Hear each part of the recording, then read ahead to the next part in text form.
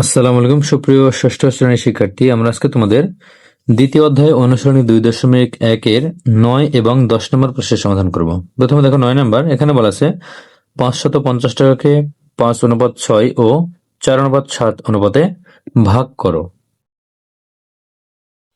তাহলে এখানে কিন্তু আমাদের দুইটি অনুপাত দেওয়া আছে। আমরা প্রথমে প্রথম অনুপাত নিয়ে কাজ করব। দেখো 9 নম্বর, যে প্রথম অনুপাত সমান 5:6। আমরা এটাকে সহজভাবে করতে আমরা একটা চলক ধরে নিব, যে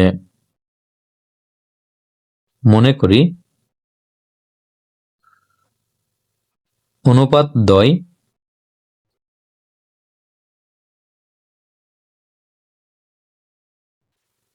5ক ও 6ক। তাহলে আমরা অনুপাতগুলিকে যোগ করে নিব। তাহলে অনুপাতগুলির যোগফল বা অনুপাত দ্বয়ের যোগফল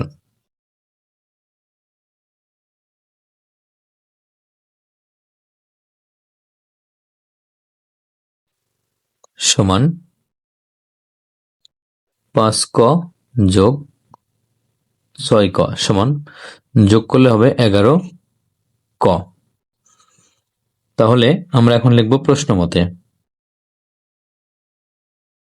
প্রশ্নমতে 11ক সমান আমাদের এখানে যে টোটাল টাকা দেওয়া আছে 550 টাকা, এটা আমরা লিখব। তাহলে 11ক সমান 550, বা ক সমান 550, আর 11 কাছে বাম পাশে গুণ, ডান পাশে আসলে হবে ভাগ।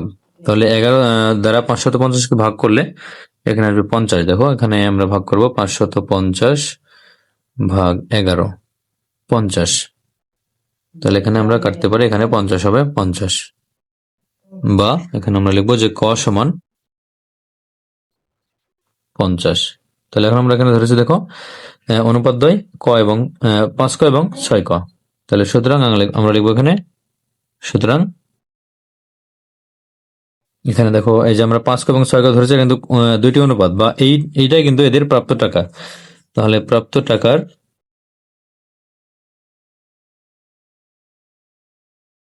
পরিমাণ সমান, এখানে আমরা 5ক এবং 6ক, এখানে আমরা ক এর মান বসাবো। তাহলে একটা হচ্ছে 5ক এবং 6ক। তাহলে এখানে আমরা লিখব সমান 5 গুণ ক এর মান 50। তাহলে সমান, এখানে 5 এবং 50 গুণ করলে হবে 250। তো 250 টাকা টাকা। এবং এখানে আমরা যদি ক এর মান বসাই, তাহলে এখানে দেখো 6 গুণ ক এর মান 50। তাহলে 6 এবং 50 গুণ করলে এখানে হবে 300, 300 টাকা।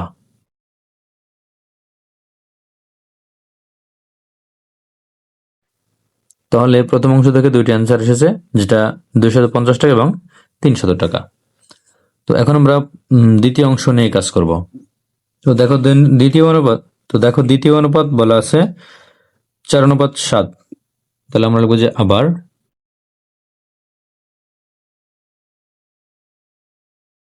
দ্বিতীয় অনুপাত সমান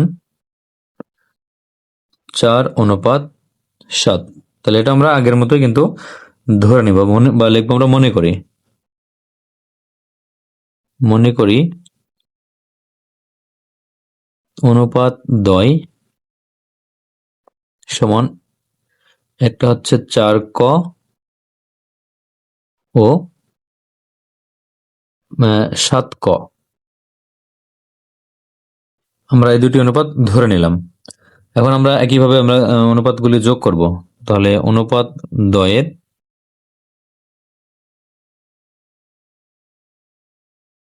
যোগফল সমান 4ক যোগ 7ক।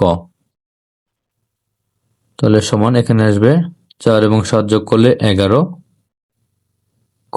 আমরা একইভাবে লিখবো প্রশ্ন মতে। তাহলে প্রশ্ন মতে 11 ক সমান সম্পূর্ণ টাকার পরিমাণ 550, বা ক সমান 550 ভাগ 11। তাহলে 11 দ্বারা আমরা 550 ভাগ করলে 50 পাবো। তাহলে বা এখানে আসলো ক সমান 50। এখন আমরা লিখবো যে সুতরাং প্রাপ্ত টাকার পরিমাণ, সুতরাং প্রাপ্ত টাকার পরিমাণ, যে অনুপাত আমরা ধরেছিলাম 4 ক এবং 7 ক, আমরা এখানে মান বসাবো, সমান, দেখো এখানে 4 ক টাকা ও 7 ক টাকা। এখানে কিন্তু আমরা শুধু অনুপাত ধরেছিলাম, এটা কিন্তু টাকা না, আর আমরা এখানে টাকার পরিমাণ ধরেছি, আমরা এখানে টাকা লিখলাম। তাহলে আমরা এখান থেকে আমরা ক এর মান বসিয়ে মানে প্রাপ্ত টাকার পরিমাণ বের করব। তাহলে এখানে দেখো 4 গুণ ক এর মান 50 টাকা,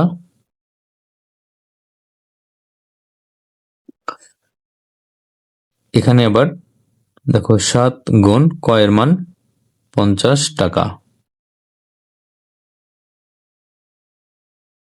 তাহলে সমান 4 এবং 50 গুণ করলে হবে 200 টাকা,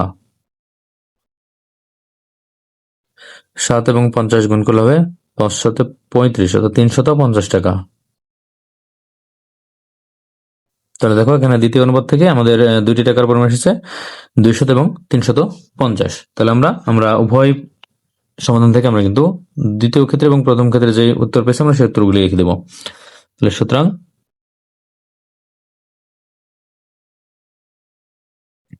550 টাকাকে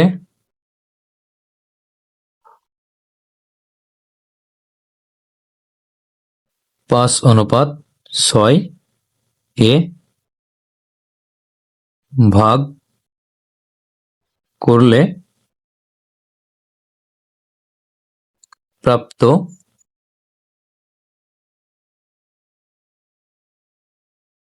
টাকার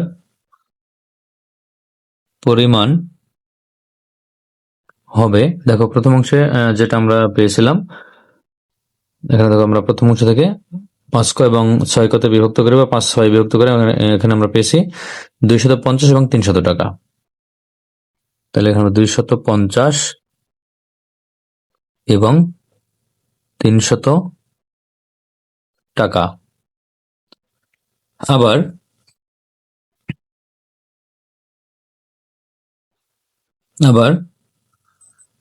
550 টাকাকে 4:7 এ ভাগ করলে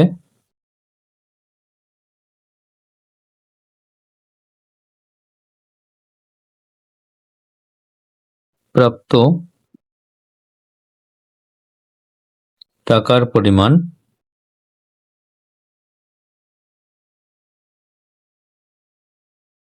হবে, দেখো দ্বিতীয় অংশে আমরা পেয়েছি 200 টাকা এবং 350 টাকা। তাহলে 200 টাকা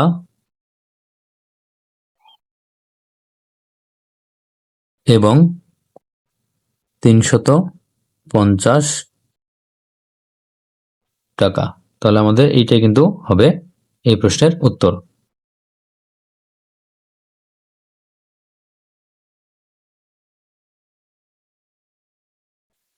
আমরা এখন 10 নম্বর প্রশ্নের সমাধান করব। তাহলে দেখো 10 নম্বর বলা আছে, পিতা ও পুত্রের বয়সের অনুপাত 14:3। পিতার বয়স 56 বছর হলে পুত্রের বয়স কত? তাহলে আমরা 10 নম্বর এখানে আমরা ধরে নিব যে, মনে করি পিতার বয়স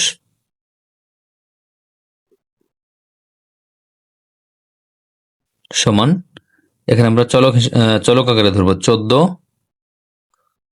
ক বছর এবং পুত্রের বয়স সমান 3 ক বছর, 3 ক বছর। তবে দেখো এখানে কিন্তু পিতার বয়স দেওয়া আছে 56 বছর, তাহলে এখানে তো আমরা পিতার বয়স ধরেছি 14 ক বছর। তাহলে আমরা এখন লিখবো যে প্রশ্ন মতে, যেহেতু পিতার বয়স দেওয়া আছে আর আমরা চলকে লিখেছি। তাহলে প্রশ্ন মতে 14 ক এটা সমান 56। তাহলে আমাদের ক এর মান বের করব, বা ক সমান 56, আর এখানে 14 বাম পাশে গুণ আছে, ডান পাশে গেলে ভাগ। তাহলে 14 দ্বারা 56কে ভাগ করলে হবে 4। তাহলে বা ক সমান 4। তাহলে আমাদের বের করতে হবে কিন্তু পুত্রের বয়স কত। তাহলে যেহেতু আমরা পুত্রের বয়স ধরেছি 3 ক বছর, আমরা এই জন্য এই সমীকরণে আমরা ক এর মান বসাবো। তাহলে সুতরাং আমরা লিখব, সুতরাং পুত্রের বয়স সমান 3 ক বছর। তাহলে এখানে 3 গুণ ক এর মান 4 বছর সমান 3 এবং 4 গুণ করলে হবে 12 বছর। এটা হচ্ছে অ্যান্সার।